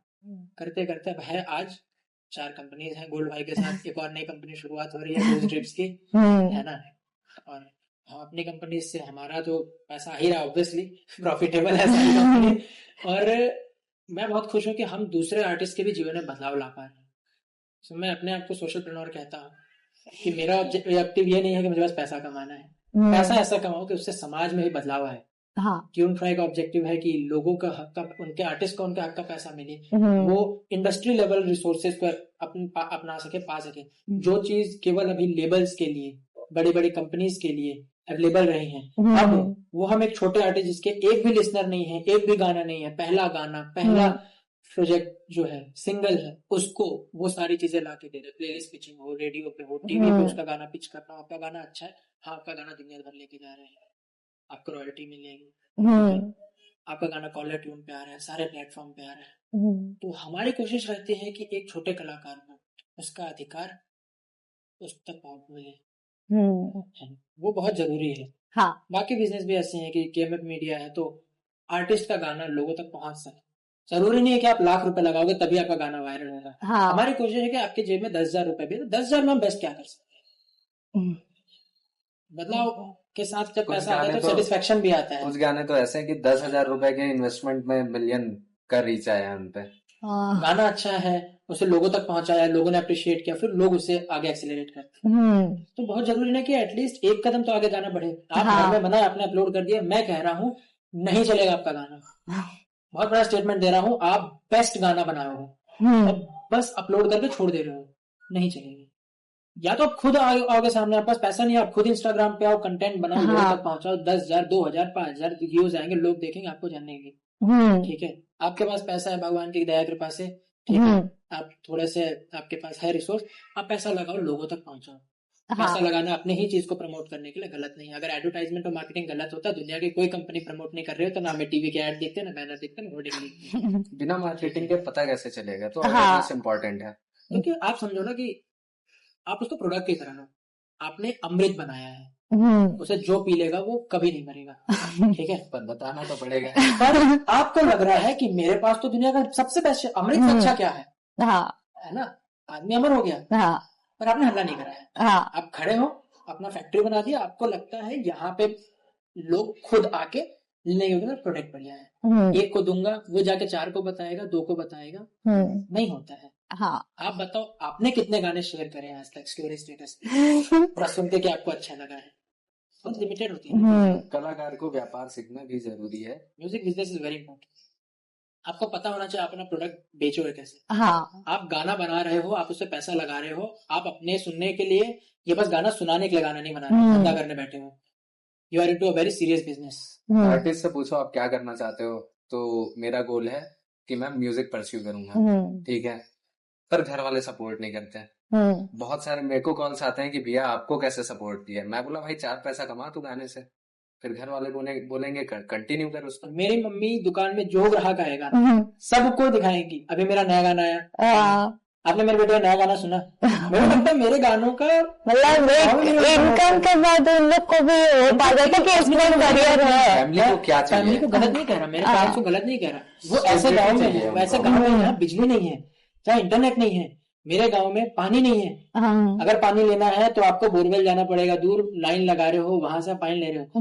मैं थोड़ा सा अपने आप को ऐसा मानता हूँ प्रिविलेज कि मेरे घर में कुआं है, मेरे को पानी के लिए उतना स्ट्रगल नहीं करना पड़ा, मेरे गांव के लोगों को करना पड़ रहा है। तो जहाँ ना पानी है, ना बिजली है, ना इंटरनेट है, आप उस गांव के आदमी को आप एक्सपेक्ट करो और बोलो कि मैं एक बहुत रिस्की करियर म्यूजिक में जाना चाहता हूँ, आप गाना बनाऊंगा और पैसा कमाऊंगा, बात गलत नहीं है। जितना उन्होंने जिन्हें देखा वो जान रहे हैं वो चीजें, उनका ये है कि मेरा बेटा संघर्ष ना करे। मैंने उन लोग के टाइम पे ऐसा भी था ना कि मतलब म्यूजिक इंडस्ट्री इतना आगे नहीं था, और ऐसा भी है कि छत्तीसगढ़ में जो है वो बहुत कम था हमारा। हाँ, हमारे यहाँ तो पेरेंट्स का सबसे पहला गोल ही रहता है गवर्नमेंट जॉब। मेरे यहाँ मेरे जो फादर हैं वो गवर्नमेंट जॉब वाले हैं, तो पापा के जॉब में आने से पहले हमारे पूरा फैमिली कंडीशन, जितने भी चाचा हैं और जितने भी उनके रिलेटिव्स हैं, तो उनका कंडीशन बहुत अलग था। पापा मेरे को लगता है कि हमारे घर के बागी हैं जो गांव छोड़ के बाहर निकले, पढ़ाई की है, संघर्ष की है, कि वो एक जगह काम भी कर रहे हैं कहीं जाके, फिर रात में वो पढ़ाई कर रहे हैं, फिर एग्जाम भी दिला रहे हैं। काफी सारे एग्जाम्स क्रैक करने के बाद वो उनका जब गवर्नमेंट में जॉब लगा उसके बाद वो पूरी फैमिली को पढ़ाए अपने साथ रख के, उनके खाने से लेके सारा खर्चा, इवन कॉलेज का सारा खर्चा उठाया। तो वो देखे हुए हैं कि क्या हो सकता है जॉब से, पूरी जिंदगी बदल गई एक फैमिली की। अगर मैं आज यहाँ बैठ के बात कर रहा हूँ तो इसीलिए कर रहा हूँ कि किसी समय में मेरे पापा बहुत कम उम्र में घर से भागे थे और कुछ ऐसा किए जो कोई नहीं कर रहा था उस टाइम पे, गांव से निकलना। मेरे पिताजी बताते हैं कि उन लोग कंधे में साइकिल लेके 2 किलोमीटर तो पहले चलते थे ताकि दलदल पार कर ले, तब वो साइकिल चलाने के लायक जमीन मिलता था, और फिर उस साइकिल को चला के वो अभी भी है ऐसा हाल, अभी भी है गांव साइड में, हमारे पिता से है। तो वही बात है कि जब वो देखें कि जॉब से ये हो सकता है, तो वो चाहते हैं कि इनको अगर एक सुरक्षित ऑप्शन मिल रहा है तो अब पढ़ने के लिए तो संघर्ष करना नहीं है, क्योंकि वो सारी चीजों को प्रोवाइड करा दे रहे हैं। आपको पढ़ना है, ये लो पढ़ो, फीस हम पे कर देंगे बेटा, हॉस्टल में रहना आप रहो, जितना इजी कर सकते हैं पेरेंट्स कर रहे हैं लोगों के लाइफ को। तो वो समझते हैं कि इससे स्टेबिलिटी आएगी फैमिली में। तो जब आप म्यूजिक जैसे रिस्की भी नहीं कहते, एक बिजनेस ही है, जब तक वो नहीं समझते तब तक वो रिस्की है। तो एक नया चीज है, तो रिस्की। तो जब तक वो उसको देखेंगे नहीं कि 2000 भी आप कमा लोगे ना अपने गाने से, तो वो इस चीज को समझेंगे कि म्यूजिक से पैसा तो आता है। हमें बहुत आर्टिस्ट है जो, मतलब मैं तो कम से कम 10-12 हजार आर्टिस्ट से कनेक्टेड हूँ, क्योंकि मेरा तो पूरा बिजनेस मेरा भी काम भी एज एन आर्टिस्ट भी सब कुछ म्यूजिक के अराउंड ही है ना, म्यूजिक का ही पूरा हमने एक सिस्टम बनाया। तो मैं जब इतने आर्टिस्ट से मिलता हूँ तो अब पहले सवाल रहता था बहुत लोगों का आर्टिस्ट सेम है, कैसे घर वाले मनाए, ये गाने बनाओ पैसा आएगा, घर वाले मानते हैं, सब मानते हैं, घर वालों को बस इतना चाहिए कि मेरा बेटा कमा के लाए, अपना घर चला सके। ऐसा तो ये नहीं है कि आपसे नफरत करते हैं इसलिए मना कर रहे हैं। एक प्रॉब्लम और लगता है कि हमारे यहाँ बहुत जल्दी एक्सपेक्ट करने लगते हैं कि जैसे ही हम लोग पढ़ाई छोड़ते हैं, जैसे मैं इंजीनियरिंग ड्रॉप आउट किया उसके बाद फिर मैं म्यूजिक परस्यू करने लगा, तो कहीं भी मैं फैमिली फंक्शन में जाता है तो सब ये पूछते कि कितना कमाते हैं। आप इंजीनियरिंग करोगे 4 साल, उसके बाद किसी गवर्नमेंट जॉब का तैयारी करोगे 2-3 साल, कितना साल हो गया? 7 साल। आप मेरे से क्यों एक्सपेक्ट कर रहे हो जो नॉन म्यूजिशियन फैमिली से आता है, जिसको सुर ताल का नहीं मालूम, वो बस अभी छोड़ा है और वो म्यूजिक जब स्टार्ट किया है वो पैसा कमाने लगेगा? पॉसिबल नहीं है। मतलब आर्टिस्ट लाइफ में भी उतना ही स्ट्रगल रहता है जितना सरकारी नौकरी पाने के लिए इंसान करता है। तो हर चीज को आपको देना पड़ेगा, किसी भी चीज में परफेक्ट होने के लिए आपको मेहनत करना पड़ेगा। मतलब उन लोग का एक्सपेक्टेशन ऐसा रहता है कि हम लोग इंजीनियरिंग कॉलेज से निकले, फिर जाके सीधा जॉब ज्वाइन किए, वहां से अर्निंग आए। तो आप इंजीनियरिंग में अगर जॉब कर रहे हो, आपने 4 साल पैसा चलाया है, आपको 1 रुपया नहीं मिला है, रहना खाना कॉलेज की फीस, आप बस पैसा दिए जा रहे हो, मिला तो कुछ नहीं है, नहीं आपने बस पैसा दिया है। सेम म्यूजिक में भी है ना, आप शुरुआती समय में आप इन्वेस्ट कर रहे हो, आप पैसा लगा रहे हो, टाइम लगा रहे हो, टाइम लगा रहे हो, लगाओगे, एफर्ट पैसा लगा रहे हो, सारा अपना चीज। सबसे ज्यादा स्किल, अपना आर्ट लगा रहे हो। आर्ट जो है वो अपनी आपकी आत्मा का अंश है, मैं मानता हूँ। मैं कहता हूँ, मैं अगर एक लफ्ज भी लिख रहा हूँ, है ना, तो अगर मैं अपने जीवन के अनुभव से लिख रहा हूँ, तो मैं अपने उस बुरे समय पे लौट रहा हूँ, अपने जख्मों को कुरेद रहा हूँ, लहूलुहान हो रहा हूँ, वापस से वो जी है ना, रहे हैं। वो चीज को जी रहा हूँ। देख, मैं इमो गाने बना रहा हूँ अभी इमो आर्टिस्ट का इमो का मतलब इमोशनल गाने, इमोशनल, इमोशनल गाने जो आपने गाना सुना, हाँ, ये सुनने में जितना आसान है, वो कनेक्टिविटी हो जाता है लोगों से। जब मैंने गाना लिखा था मैं पूरे दिन रोया था, क्योंकि ये गाने ऐसा नहीं है कि मैंने सोचा और बस लिख दिया, मैं वो जी रहा था।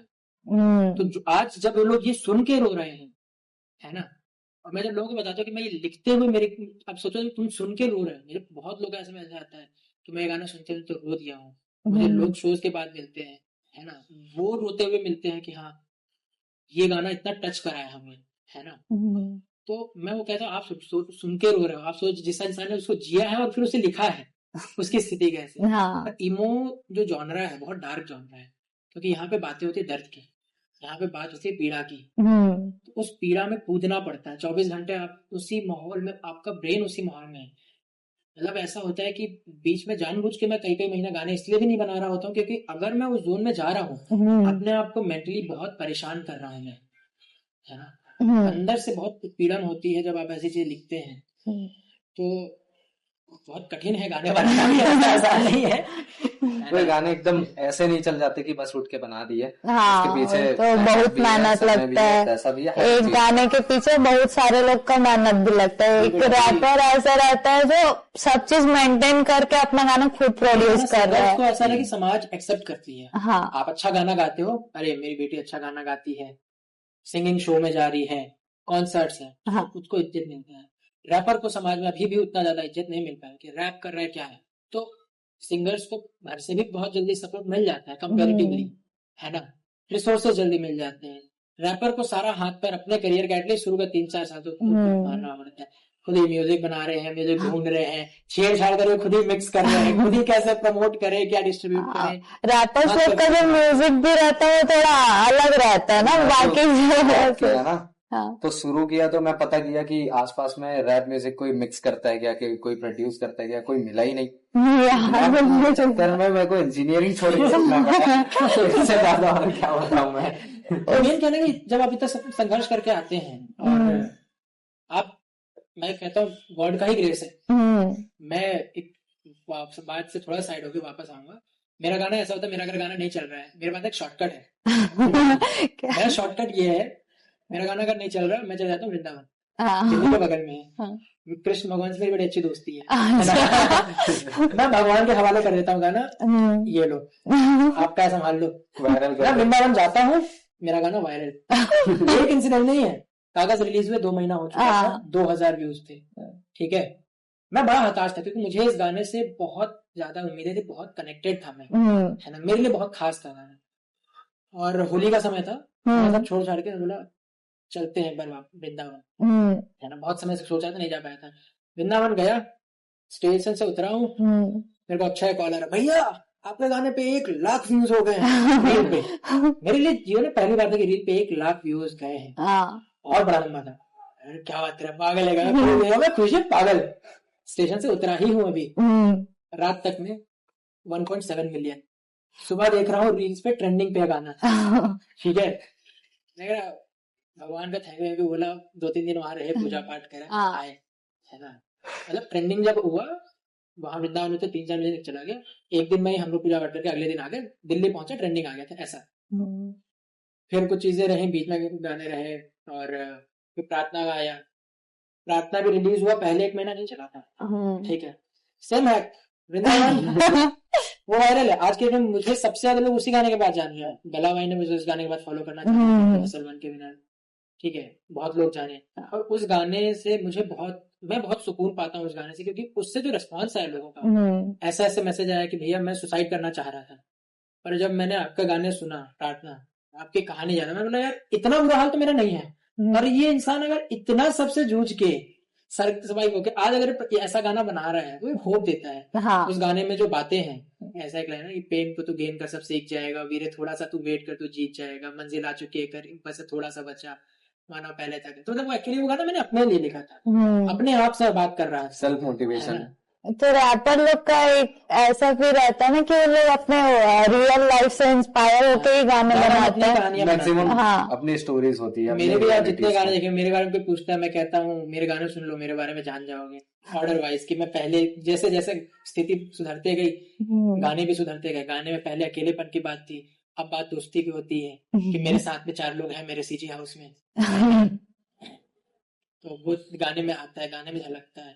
मैं ये बिलीव करता हूँ कि आप अपने चीजों पे, अपने बात पे, अपने गाने में जेन्युइन रहिए, सच बोलिए, अगला इंसान भी रिलेट करेगा। क्योंकि आपकी जो कहानी है वही कहानी कोई और भी जी रहा है, वो अपनी कहानी नहीं कह पा रहा है, तो जब आपकी जुबान से वो उस कहानी को सुनता है तो वो सुकून पाता है और वो शेयर करता है। मतलब एक इंस्पिरेशन मिल जाता है गाने के थ्रू कि अगर ये इंसान इतना सब चीज झेल के आगे बढ़ सकता है तो मैं भी बढ़ सकता हूँ। मैसेज आया कि उनको रोते रोते मैसेज आए, वॉइस नोट्स इंस्टाग्राम पे, जो मैं मरना चाह रहा था, मैं नहीं जीना चाह रहा था, है ना, मैं बहुत गिव अप कर चुका था, हर चीज में फेल हो रहा था।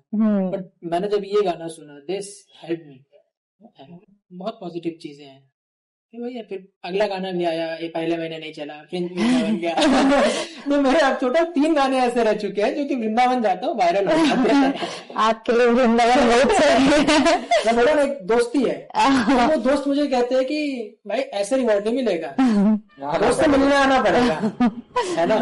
चलो अच्छा है ये। तो जैसे क्रांति ये चीज बता रहा था ना कि आप अपने ऑडियंस के साथ जितना ट्रू रहोगे, हाँ जिस चीज को ऑब्जर्व करते हो, जिस चीज को जीते हो, उसके बाद उस चीज पे जब अपना गाना आप बनाते हो तो लोग ज्यादा रिलेट करते हैं। हाँ सेम चीज मैं वापस करना स्टार्ट किया, क्योंकि मैं जैसा छत्तीसगढ़ देखना चाहता हूँ उस चीज के बारे में बस बोलना और कहना स्टार्ट किया अपने गाने के थ्रू और अपने कंटेंट के थ्रू। हाँ और उसी के जरिए मैं आपसे मिला।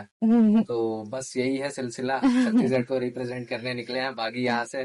पूरा समरी बोले इसके 1 घंटे के वार्तालाप का, 2 बागी हैं छत्तीसगढ़ के, छत्तीसगढ़ को का परचम दुनिया में लहराने निकले हैं। और दूसरों के लिए यही है कि आप अपनी चीज के लिए जेन्युइन रहिए, ट्रू रहिए, सफर में आपको रास्ता मिल जाए। और मैं एक चीज और कहूंगा कि किसी आर्टिस्ट को अगर सपोर्ट चाहिए, गाइडेंस चाहिए, हाँ या फाइनेंस में कुछ दिक्कत हो रहा है, तो वो हम लोग से कांटेक्ट कर सकते हैं आपके इंस्टाग्राम के थ्रू। इंस्टाग्राम के थ्रू, यूट्यूब के थ्रू, सोशल मीडिया पे आप कनेक्ट करिए। हम एनी टाइम रेडी हैं किसी भी आर्टिस्ट को हेल्प करने के लिए, छत्तीसगढ़ वालों के लिए तो और ज्यादा। अगर आपको दिल्ली भी आना है और कोई दिक्कत हो रहा है तो हमारा सीजी हाउस है, सीजी हाउस के दरवाजे हमेशा खुले हुए हैं। That's it. Thank you so much for inviting us. धन्यवाद। आप लोग का धन्यवाद कि आप हमारे चैनल पे आए और अपना कीमती समय हम लोग को दिए। तो यहीं पे हम लोग अपना वार्तालाप खत्म करते हैं। तो जय जोहार, जय छत्तीसगढ़। जय छत्तीसगढ़।